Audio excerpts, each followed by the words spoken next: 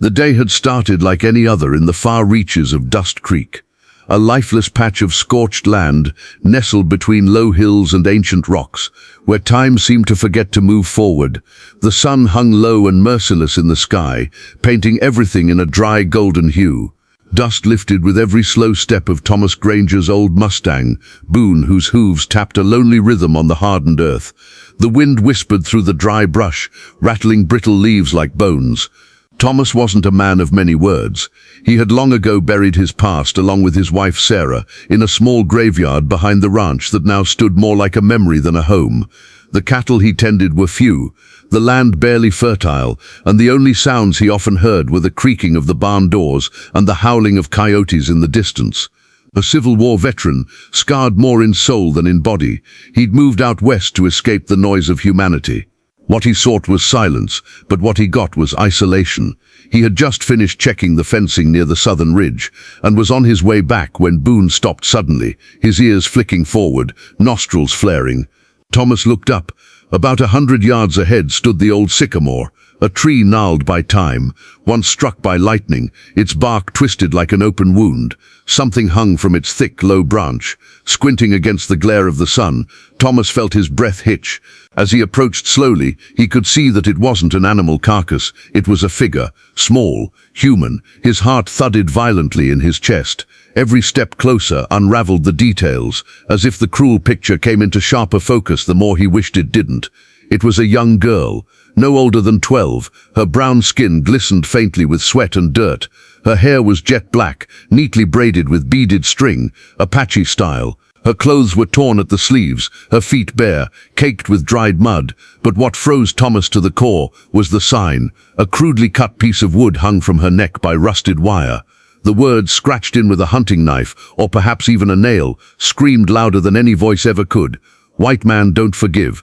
Thomas swallowed hard. The wind picked up just then, making the girl's small form sway, her feet dangling lifelessly, yet not quite. There was movement, a twitch of the hand, a faint shifting of the head. Thomas dropped Boone's reins and rushed forward. "God Almighty," he whispered, pulling out his pocket knife and cutting the noose. Her small body collapsed into his arms like a rag doll. She was breathing, barely. Her pulse was so weak he had to press his fingers hard into her neck to feel it. There were rope burns around her throat, wrists and ankles, bruises layered across her collarbone, and her lips were cracked with dehydration. She had claw marks on her arms, either from struggle or animal attack. He couldn't yet tell. Her eyelids fluttered but didn't open. Thomas lifted her carefully, whispering the first prayer he'd spoken in years. He didn't know her name, her story, or why someone would do this to a child. But something deep inside him, buried under the pain of war, the loss of his family, and the bitterness of age, awoke with fire. As he turned back toward Boone with the girl cradled in his arms, Thomas knew this wasn't just a rescue, it was the beginning of something that would change his life forever, because the sign nailed around her neck wasn't just a message, it was a warning, and someone out there wasn't finished. The cabin wasn't much, rough-hewn logs, a stone chimney that leaned a bit too far east, and creaking floorboards that complained with every step, but it was shelter, and tonight it became a battlefield between life and death. Thomas gently laid the unconscious girl on his bed, brushing her hair away from her face. She was still burning with fever, her skin clammy and pale beneath the layer of grime. He fetched a basin of cool water and began cleaning her wounds, using his last strips of linen to dress the worst of them. His hands trembled, not from fear but from something deeper, guilt, rage, a sorrow that had no name. He paused when he reached the mark on her arm. It was a brand, fresh, angry, blistered, a crude X scorched into her flesh, charred and purposeful. Thomas had seen similar marks during the war, when rogue militias branded escaped slaves or prisoners. But this was something else. The shape was familiar. He had seen it once in town, carved into the wall behind the saloon. A message. A symbol of the Pale Riders, a self-styled settler militia, known for cleansing territories. No law, no mercy, just cruelty in the name of control. He stared at the sleeping girl, Apache, no doubt, and something twisted in his gut. The war was supposed to be over, but this land had never truly known peace. Hours passed. She stirred fitfully in her sleep, mumbling in a mixture of Apache and broken English. Her hands would twitch now and then as if reaching for something, perhaps her family, now gone. Thomas fed her spoonfuls of broth when she woke briefly, her lips barely able to part. It wasn't until the third night that she spoke her name, Nita. She whispered hoarsely, her voice like cracked earth. "I didn't die." Thomas blinked, not sure if he heard right. "You're safe now," he muttered, unsure of what safety even meant anymore. Over the following days, Nita grew stronger. She spoke little, mostly watched. Her eyes were dark and heavy with a pain far older than her years. She never cried, not once. And that frightened Thomas more than tears ever could. One evening, she sat by the fire, wrapped in a wool blanket. "They wore white, faces covered. They come at night, burn our homes. Took my brother, I ran. They find me, hang me, say I'm a message." Thomas said nothing. His jaw tightened. He had always tried to stay out of the world's cruelties. He told himself he'd fought enough in the war, that it wasn't his place anymore. But now the war had come to his doorstep. That night, a distant howl pierced the quiet, echoing through the canyon, like a ghost scream. Boone stomped uneasily in the stable. Nita didn't sleep. She stood by the window, peering into the dark. Her instincts were sharp. She knew before Thomas did. "They're coming," she said softly. Thomas stood and crossed the room, peering out the slatted window. On the far horizon, flickers of orange danced through the night. Torches, moving fast. 5 riders at least, maybe more. The pale riders. Thomas's blood ran cold. He knew what they did to anyone who defied them. They were lawless men who masqueraded as settlers, hiding behind patriotism to justify cruelty. They wanted Nita back, not to spare her, but to make an example out of her survival. He turned to Nita. "You know how to get to the cellar." She nodded. "Go now. Take the back trapdoor. Stay silent. No matter what happens, don't come out." Nita hesitated. "They burn, always burn. I've survived worse fires," Thomas growled, "and I've got enough bullets to make them regret lighting one."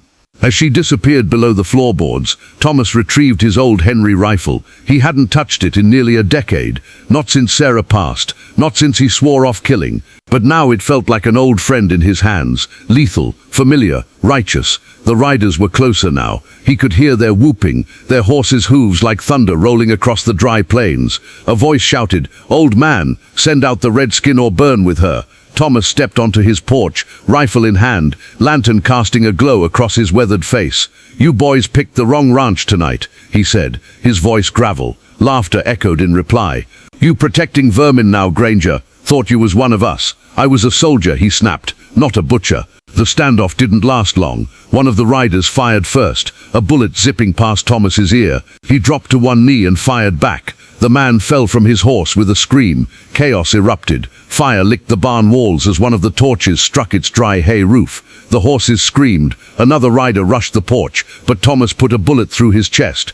But he was just one man, outnumbered, tired, and they were circling, just as Thomas braced for his final stand. A war cry shattered the air, a sharp guttural sound that chilled the blood. From the darkness emerged shadows, silent, swift, Apache warriors. 6 of them, their faces marked with war paint, bows drawn, rifles in hand. They moved like spirits through the smoke and chaos, cutting through the riders with ruthless precision. Nita had called them, her bloodline, her protectors. In mere minutes, the flames were dying, the riders either dead or gone. Thomas stood amid the smoke, his rifle hanging limply by his side, blood on his boots, fire in his heart. Nita emerged from the cellar, her eyes meeting his. There was no fear, only understanding. The war hadn't ended. It had just begun again. The early light of dawn bled into the sky, turning the ash-filled air a strange hue of gold and grey. The barn was still smouldering, half its roof collapsed. Blackened beams jutted upward like charred bones. Smoke curled into the sky as if the land itself mourned.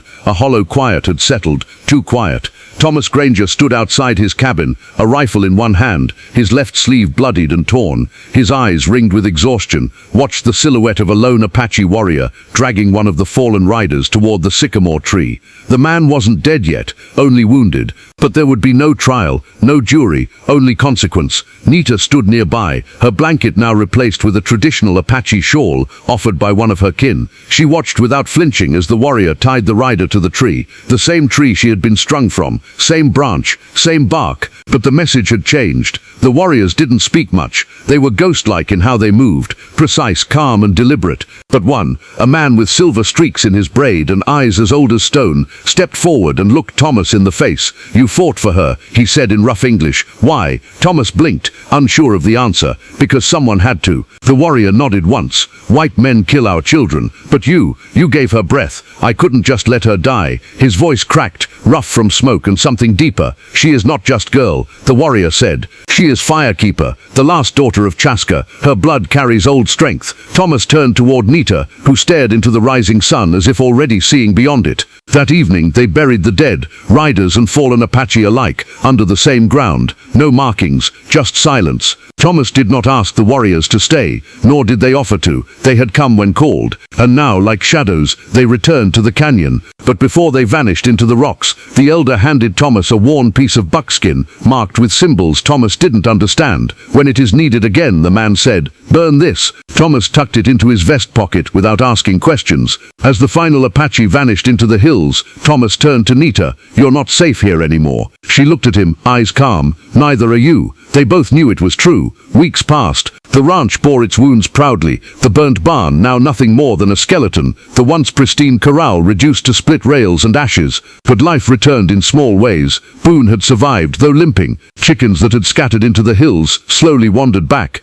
And Nita smiled again. Not often, but enough. They worked side by side, mending fences, chopping wood, tending a garden they'd planted behind the cabin. The world outside their land still pulsed with the sickness of hate. But inside the boundary of their little home there was peace, or something close to it. One morning, Thomas found Nita near the sycamore tree. She was staring at the branch where she had once hung, her fingers brushing the rough bark. A new sign had been nailed to it. The old one had been burned, its message erased with flame and fury. This one was different, made of smooth cedar wood, hand-carved. It read, "White man forgave and fought." Beneath the words was a symbol, 2 hands, one dark, one light, clasped together over a flame. Thomas approached slowly, unsure of what to say. "You made that?" Nita nodded. "It's not for them, it's for others, so they know you're not like them." Thomas's throat tightened. "I don't know if I deserve that." "You didn't ask to be forgiven," she said simply. "You just didn't let me die." In the months that followed, stories spread across the region, whispers of an old soldier who defied the Pale Riders, a girl who survived a hanging and brought her people to justice with nothing but silence and spirit. Travelers would ride past the ranch and slow when they saw the sign. Some nodded, some spat, some even wept, but no one dared cross that land again. Nita became more than a ward, she became family. Thomas taught her how to shoot straight, how to read maps, how to mend saddles and grow corn, and she taught him how to speak her language, how to listen with more than ears, and how to carry grief without drowning in it. Years passed. They rebuilt the barn together. The grave behind the house now had 2 more stones, one marked unknown Apache warrior, and one marked rider who chose hate. And still the sign remained, untouched, weathered, true. One crisp fall morning, a young man rode up to the fence, his hat low, rifle on his back. He looked at the sign, then at the house. He called out, "Is this the ranch where the Apache girl lived?" Thomas stepped onto the porch. "She still does." The man removed his hat. "Good. My name's Elias. I've got a sister missing. Folks say you might be able to help." Behind Thomas, Nita appeared in the doorway, taller now, stronger, eyes still deep, still sharp. She nodded once. "Come in." And just like that, the legacy continued, not just of survival, but of justice, of memory, and of unlikely kinship. Because sometimes history doesn't heal in books, sometimes it heals on the land, with fire and forgiveness.